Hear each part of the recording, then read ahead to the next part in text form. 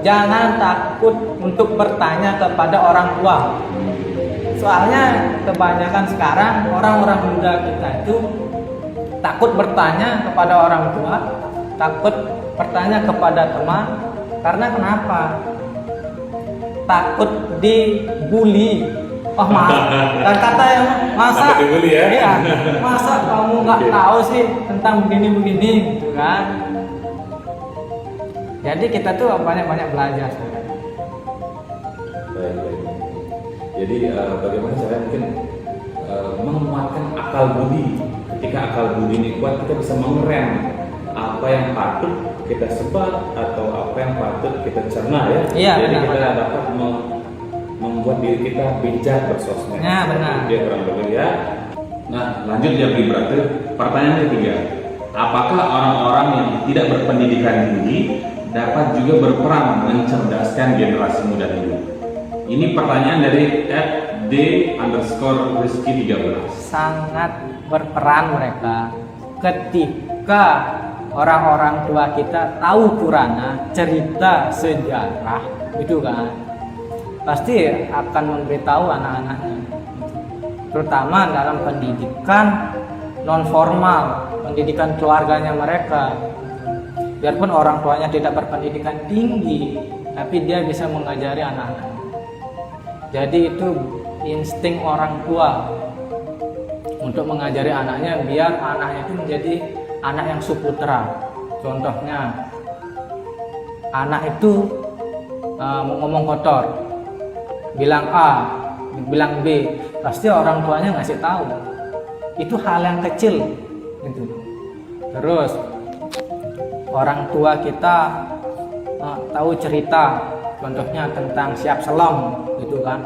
Itu pendidikan buat anak-anak kita bagaimana dalam cerita itu menceritakan seekor anak ayam dan induknya terjebak hujan, terus ada kucing yang memiliki rumah. Dia rombongan ayam ini ke sana untuk berteduh. Nah, ketika anak ayam ini mau dibunuh, mau dimangsa oleh kucing ini, kucing-kucing ini membuat sebuah strategi bagaimana mendapatkan makanan, gitu. Jadi sebelum anak-anak ayam ini dimakan, mereka disuruh terbang dulu keluar. Ya, itu filosofi itu. Bagaimana kita mengajari anak kita tentang kebaikan. Ketika kita membantu seseorang, kita tidak meminta imbalan. Di sanalah kita banyak-banyak belajar kepada orang tua. Di sanalah untuk mencetak generasi muda. Itu belajarlah dari orang-orang tua kita. Biarpun orang tua kita tidak berlatar belakang pendidikan yang tinggi, kita sebagai generasi muda, kitalah yang akan merubah itu semua. Kita yang harus berpendidikan tinggi. Jadi ketika orang tua kita tidak bisa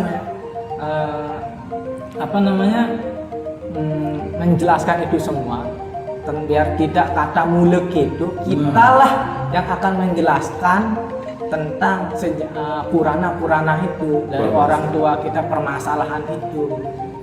Jadi orang tua kita pasti ingin anak-anaknya berpendidikan tinggi biar tidak sama dengan orang tua. Oke, menarik untuk dibahas mengenai insting orang tua ya. Kadang-kadang orang tua kita ya tidak tahu sumber sastranya, Ya. Sering berkata nak ngulek itu. Jadi sebetulnya ada sastra-sastra yang terkait, walaupun orang tua kita tidak mengetahui sastra, tapi beliau secara tidak langsung mengajarkan melalui perilaku. Iya, benar. Kembali lagi ke insting orang tua. Nah, menurut Bli Brate, insting orang tua ini berasal dari mana?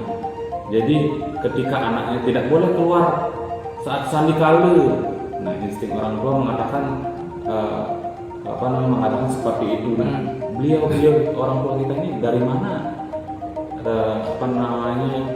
Mendapatkan sumber itu ya. Insting tersebut pasti kan ada Ya. sesuatu di balik insting itu. Sedikit kemarin saya membaca itu kan dari sebuah buku. Tidak saya sebutkan bukunya ya. Nanti kalau mau cari bukunya bisa langsung hubungi saya. Oke. Jadi sedikit saya baca, insting orang tua itu dari dulu, gitu kan, dari orang-orang tua dulu. Contohnya, jangan keluar sande kale, gitu kan.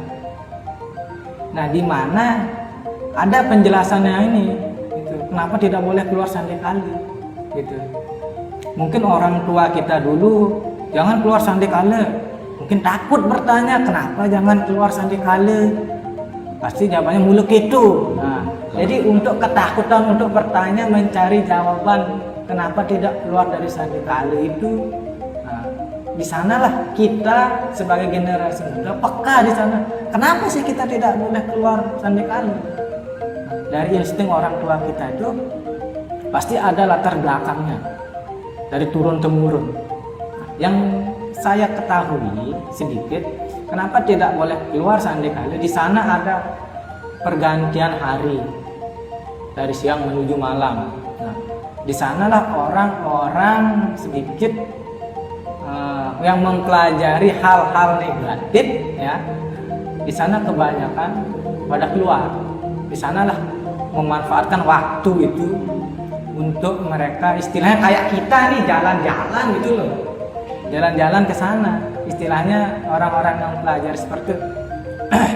Dia untuk mencari kebahagiaan dalam dirinya. Bagaimana sih kebahagiaan itu yang benar-benar bahagia gitu, keluar dari badannya dia untuk mengaktifkan dasar aksara yang dalam diri kita.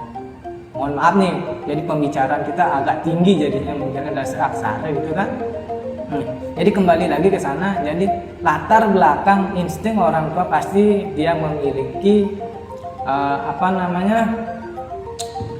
gini loh, kayak kita ini kan, kita tahu, kita sudah pernah, kita tahu tapi kita susah untuk menjelaskan kepada anak kita gitu loh. Jadi biar anak kita paham gitu. Jadi bahasa-bahasa yang sederhana itu yang perlu kita ucapkan dari orang tua ke anak biar mengerti. Jadi biar bahasanya tidak kembali lagi ke mulut itu untuk generasi kita.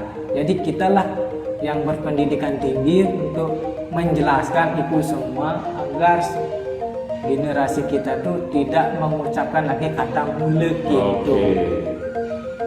Baik.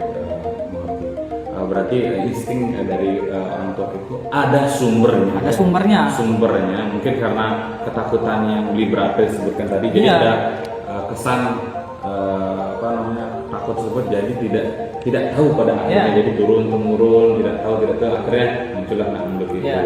Betul sekali, mungkin anak muda kita, generasi muda kita yang sekarang dipermudah dengan adanya teknologi. Iya, benar. Kemudian syukur dan astung karya kita sudah hadir di sini sebagai media Insight Hindu. Kita sebagai anak muda, marilah kita gali sumber-sumber tersebut dari sastra Weda yang lain. Ya, benar. Itu yang harapan saya seperti itu. Nah, sedikit lagi Mas. Kebanyakan orang tua kita dulu tidak berani menanyakan kenapa sih tidak boleh keluar gitu. Menatap muka orang tua dulu aja tidak berani orang tua kita. Bener loh, menatap mukanya aja. Sedangkan sekarang generasi muda kita, gede guys, nggak dikasih orang tua kita ya, dikatakan nggak enak gitu kan. Padahal orang tua kita yang beri kita makan. Nah, itu perbedaan zaman yang sekarang seperti itu, jauh sekali. Pendidikan karakter orang tua dulu benar-benar membuat anaknya itu kebanyakan menjadi sukses gitu kan. Walaupun orang tua zaman dulu tuh pendidikannya tidak terlalu tinggi ya. Benar ya. Baik, terima kasih saya ucapkan kepada Ibu Brate SPD selaku Ketua Paradah Provinsi Nusa Tenggara Barat. Sukses ya. Nah, jadi harapannya nanti teman-teman di Insight Hindu mungkin ada pertanyaan-pertanyaan yang ingin disampaikan, bisa dilanjutkan di kolom komentar. Nanti dari tim media Insight Hindu mungkin akan merangkum pertanyaannya, kemudian kita akan sampaikan kembali kepada Ketua Perada Provinsi NTB. Jadi permasalahan mengenai generasi muda Hindu khususnya di NTB ini bisa di-share di kolom komentar, kemudian nanti bisa ditanyakan apa sih yang menjadi kendala, yang menjadi batu sandungan bagi generasi muda Hindu kita. Oke, mungkin sekian sesi Q&A kita pada kesempatan kali ini. Akhir kata, saya mewakili tim yang bertugas menutup acara Q&A ini dengan Parama Santi. Om Santi Santi Santi Om. Salam Rahayu.